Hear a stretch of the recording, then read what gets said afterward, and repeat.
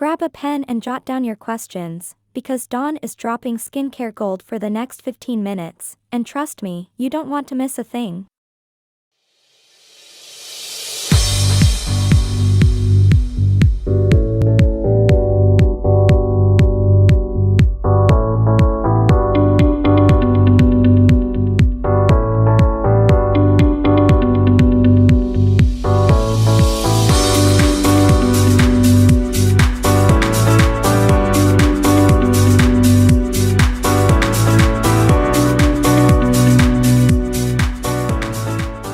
My name is Dawn Rodriguez. I'm a nurse practitioner, and welcome to Glow Up at Dawn. Today we're going to talk about all the differences that we see in our skin after summer is over. Summer is now officially over, school is back in, and winter is amongst us. So what you might start to see is changes in your skin, maybe a little bit of dryness. You might even notice when you start to wash your face, maybe it feels a little tight and cracky. Whenever you're washing it after you dry it, it may feel like a little tight, I should say, like cracky. I mean, like whenever you stretch your skin, you might start to feel it kind of crack a little bit around your face. So, I mean, that just means it's drying out a little bit, and that's okay. What you want to do is probably opt for some cleansers that are a little bit more moisturizing, maybe gentle cleansers. You could even maybe opt to wash only at night instead of night and in the morning when you wake up, because I mean, you're sleeping, you really don't need to wash your face. Maybe you can give it like a light rinse with just water only, but I mean, that's always just a suggestion, and it just depends on your skin type. If you're a little bit more oilier, then maybe you might need that double wash, but you know, if you can get away with it, it would be something that would definitely help to minimize the dryness. Another thing is you might want to be a little bit heavier on your moisturizers. So look for moisturizers that have squalene, that have hyaluronic acid, ceramides. Those are all very good ingredients to have in your moisturizing regimen. So for the winter time, you might want to get a little bit more of like a thicker type of lotion, just something that's not as thin as it was in the summertime. So some of my most favorite products are, I like Skin Better, I like Trio, they have Luxe Trio as well. Those are so moisturizing, leaves your skin feeling nice and supple at the end. Another one is by Dermavisuals. Now Dermavisuals isn't very popular in the United States, it's more so known in Europe. But I love their moisturizing products. I mean, I put them on my skin. I never have any issues. They practice corneotherapy. Corneotherapy is a method of creating skincare products that don't create any inflammation, irritation. It's good for post-op. I mean, and it's so good for moisturizing. I absolutely love their products. So I use their High Classic, and it's just nice and thick, and I tend to have drier skin, so I appreciate the better moisturizers anyway. So let's see, now during the winter time, I believe during the winter time is when you should start to get into your more abrasive procedures, meaning microneedling, laser treatment, such as there's a cool peel, there's Moxie, there's BBL. And what these do is they target the hyperpigmentation, they target the pore size, texture, those deeper wrinkles. You're gonna need more abrasive treatments, and it's better to do it after summertime, because when you're in the sun, that's when you can create more damage. And so now that that is starting to, you know, subside and go away, now would be a good time to get into your more abrasive treatments, because you can spend more time indoors and not so much in the sun. Okay, so let's take a minute to talk about the differences now between what we just discussed. So we've got microneedling. Microneedling is just little baby micro punctures into the skin. What it does, it tricks your skin into thinking that there was an injury.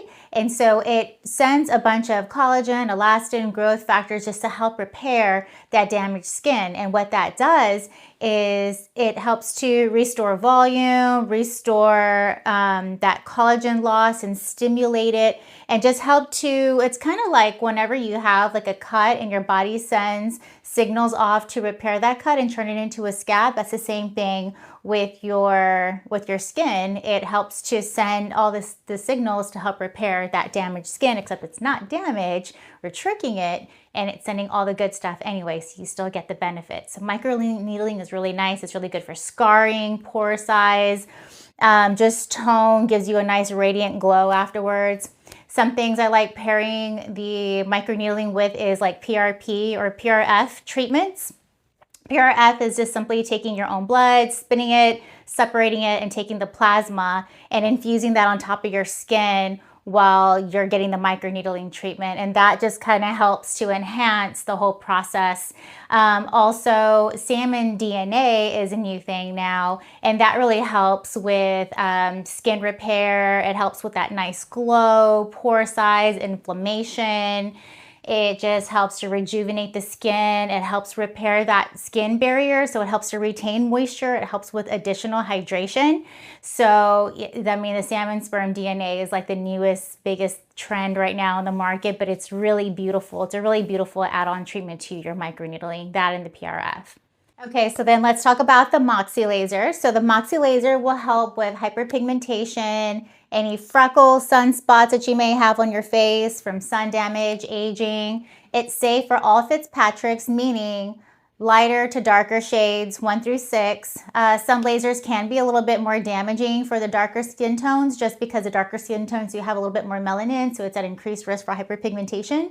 But with the Moxie, it's safe because it stays superficial. What the Moxie also does, it provides like a little bit of anti-aging. It helps restore the skin. It just really helps with the overall tone and wellness of your skin appearance. What people like to pair it with is a BBL laser. Now, BBL is a little bit more of a deeper treatment.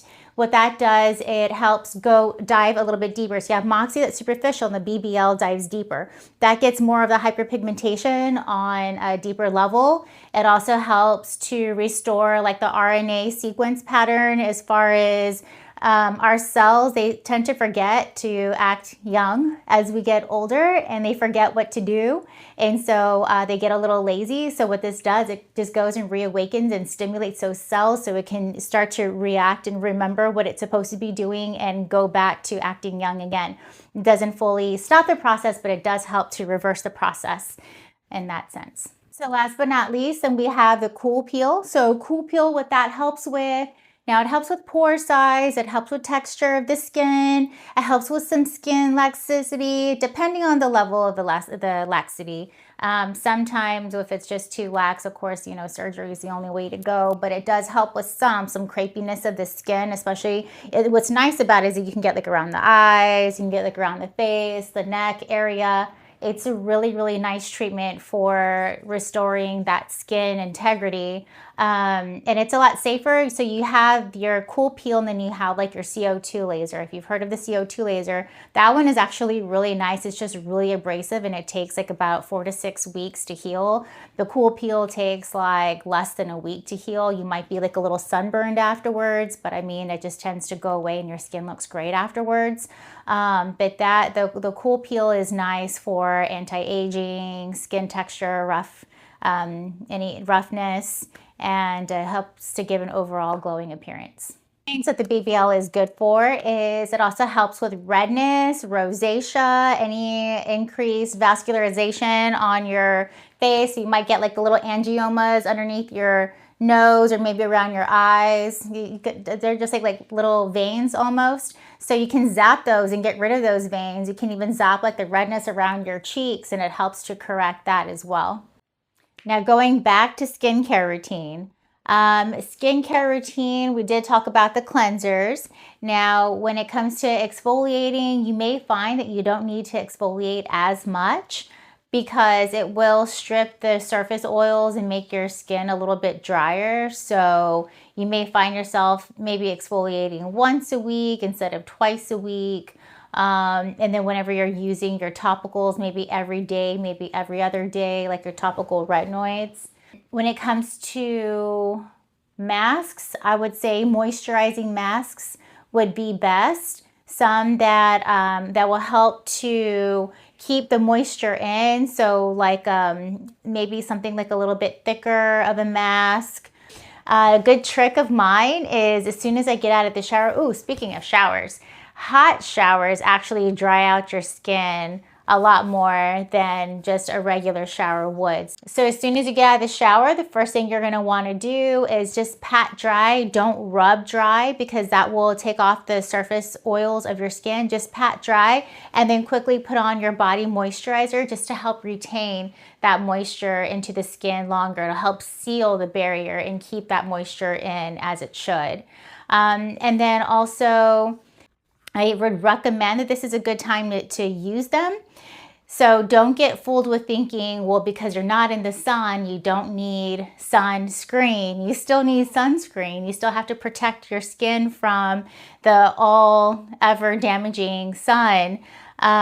Because you still have sun rays coming through the clouds, you still have rays emitting from your electronics, blue light, all of that causes aging. So you still need to protect your skin from the sun in that sense. And do not forget your lips. Your lips will get cracked and dry. It's important to make sure you keep them nice and exfoliated. You want to either get like a little scrub or even like a little washcloth and just gently scrub your lips maybe a couple of times a week. And then straight after that, put on a nice hydrating mask.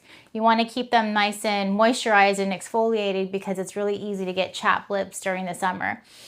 Another part talking about in terms of face and lips, don't forget your hands. The hands get so dry and chapped. I know mine do. It is so ridiculous if I don't put any moisturizer on my hands or take care of them. They start to crack and it starts to hurt. So it's really important to make sure that you're exfoliating and that right after you exfoliate, I mean, don't exfoliate too much, but right after you do, you want to put on a nice moisturizing mask on afterwards. You could even put them into like some gloves that will, like non-breathable gloves that'll trap that moisture in and just embed it into your skin a little bit better. So that's always a nice trick of mine that I enjoy doing. Also your feet, same thing. You want to keep them exfoliated and hydrated. If you want to put on some socks that will trap the moisture in, that would be perfect. I mean, at least do that treatment at least, once a week at least. But I would put on moisturizer on both my hands and my feet every day. But the whole exfoliating thing, do that like at least once a week. Don't forget to stay super hydrated. You want to drink lots and lots and lots of water all day. Think about your weight. Think about how much you weigh, and then you want to divide that in half. So let's say you're like 150 pounds, and then you want to divide that in half. Then it would be 75 ounces of water that you would drink daily. So you want to take your weight, divide it in half, and then whatever ounces that is the amount of ounces that you should be consuming on a daily basis to maintain proper hydration. Another tip or trick you can do is you can also take supplements of vitamin E, fish oils, omegas. All those natural oils are all humectants that really help keep the skin nice and moisturized. It keeps your body producing all the oils that it should and really keeps that moisture barrier in check. So that's another trick you can do to help maintain the moisture on your skin. So going back to the cleansers, some of the cleansing routines, I know we talked about using some cleansers that weren't so harsh on the skin. That would include maybe like sulfate-free, foam-free type of cleansers. Those tend to strip the skin less, so they're a little bit more forgiving and strip the moisture a little bit less, so it helps you to retain what you need to keep your skin nice and soft and supple. Some other tips and tricks, you can also incorporate more hydrating serums. So we had already talked about hyaluronic acid and ceramides, squalene. These ingredients do really well in helping to retain that moisture. Hyaluronic acid is natural. It's what the body makes for itself. And then that's what we put in our skincare products. It helps our bodies will recognize it and accept it easier. Squalene is just a nice moisturizing product. It just really helps to protect that skincare barrier. It helps to replenish it. And then the ceramides just really help to restore and make that skincare barrier stronger. And it just helps with all the little mini components needed that our skin might be missing, like whenever it gets stripped and it's missing like a piece, the ceramide just come and it repairs that missing piece to make a nice strong barrier. So those are really good ingredients to have in your serums as well. So the steps would be first cleanse, and then you would put on if you need like a toner. Some patients like to use toners just to help. It's supposed to restore the pH. Honestly, I don't use toners, but I think if I had oilier skin, something that needed a little bit more of like an aggressive treatment, I would use like, some type of toner that would help with the oil control type process. And then after that would be a serum. And then after your serum would be your moisturizer. After your moisturizer, if it's during the day, you want to put on your SPF. So think in terms of thinnest to thickest. And that would be your sequence of how you would do your skincare. We hope you soaked in all the tips and tricks to keep your skin glowing strong. Thanks for watching Glow Up at Dawn, and don't forget to join the Facebook group to connect with Dawn and keep the glow going.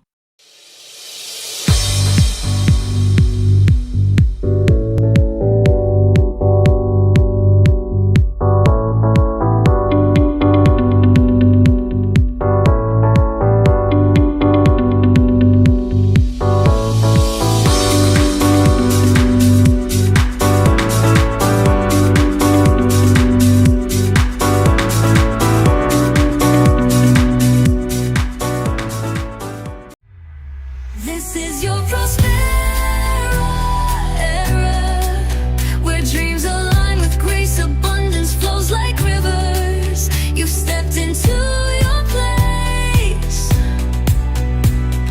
Rise, reign, and remember, you were born to shine.